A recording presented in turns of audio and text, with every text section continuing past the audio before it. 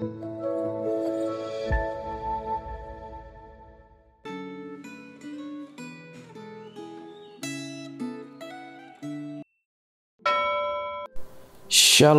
Bapak Ibu Saudara. Hari ini firman Tuhan berjudul Hikmat dan Kesadaran atas Akibat Dosa. Dari Amsal pasal yang ke-7, saya akan bacakan untuk ayat yang pertama sampai ayat yang ke-5. Hai anakku, berpeganglah pada perkataanku dan simpanlah perintahku dalam hatimu. Berpeganglah pada perintahku dan engkau akan hidup. Simpanlah ajaranku seperti biji matamu. Tambatkanlah semuanya itu pada jarimu, dan tulislah pada loh hatimu. Katakanlah kepada hikmat, engkaulah saudaraku, dan sebutkanlah pengertian itu sanakmu. Supaya engkau dilindunginya terhadap perempuan jalang, terhadap perempuan asing yang licin perkataannya. Sedemikian jauh pembacaan firman Tuhan. Mari kita berdoa. Bapa, sekarang kami akan mendengarkan firman-Mu.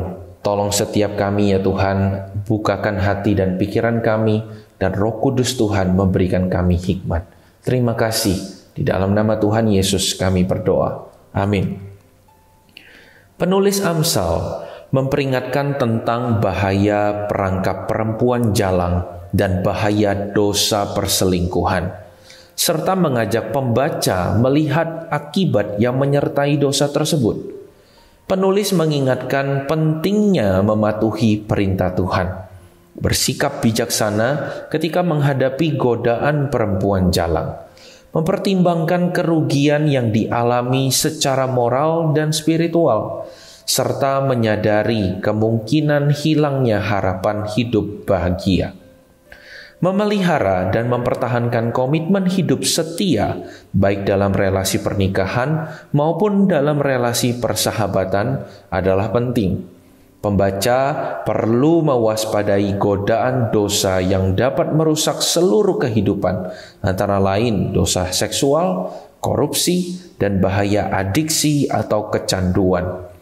Bagian ini memperlihatkan cara kerja dosa seksual secara terbuka dan terperinci.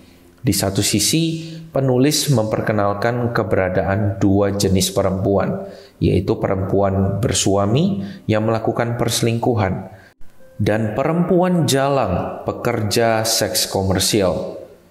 Peringatan ini terhadap bahaya membangun relasi dengan kedua jenis perempuan ini telah disampaikan berulang kali. Di sisi lain, penulis memahami kerentanan pemuda yang kurang berpengalaman dengan kenyataan akan kuatnya pengaruh godaan seksual. Oleh karena itu, pemuda yang berpotensi jatuh ke dalam dosa diingatkan untuk bersikap bijak dalam mengenali situasi dan bertindak bijak dalam memahami pencobaan. Pembaca perlu menjaga dan mengejar kehidupan yang kudus, serta menghargai hikmat yang berasal dari Tuhan. Ingatlah bahwa dosa selalu disertai konsekuensi serius, dan penyesalan seringkali tidak dapat mengubah keadaan hidup yang rusak akibat dosa. Dosa seksual telah menghancurkan kehidupan anak-anak Allah di sepanjang zaman, baik laki-laki maupun perempuan. Sebagai pengikut Kristus, apakah Anda telah membangun relasi yang sehat dengan hidup setia dan bertindak jujur, baik dalam relasi dengan pasangan hidup maupun dengan para sahabat Anda? Waspadalah terhadap godaan dosa seksual. Kenalilah dan hindarilah situasi yang rentan menjerumuskan kita ke dalam dosa. Jadilah pribadi yang bijak. Belajarlah dari pengalaman orang yang takut akan Tuhan, dan carilah bimbingan dari orang yang kita percaya akan menolong saat kita menghadapi kesulitan dan pencobaan. Tetaplah menjaga kekudusan hidup dan berpegang pada prinsip hidup yang benar menurut firman Tuhan. Ingatlah, jangan sombong dan lengah. Lebih baik mengakui bahwa diri kita lemah dan tidak bermain-main dengan dosa, daripada harus memperbaiki kesalahan dan menanggung akibat buruk dari kejatuhan ke dalam dosa. Mari kita berdoa.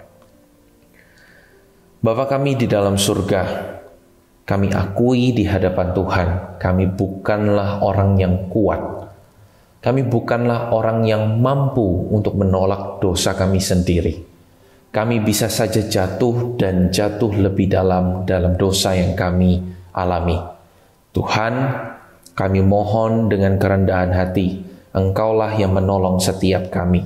Engkaulah yang menjagai kekudusan hidup kami. Engkaulah yang menjagai komitmen kami.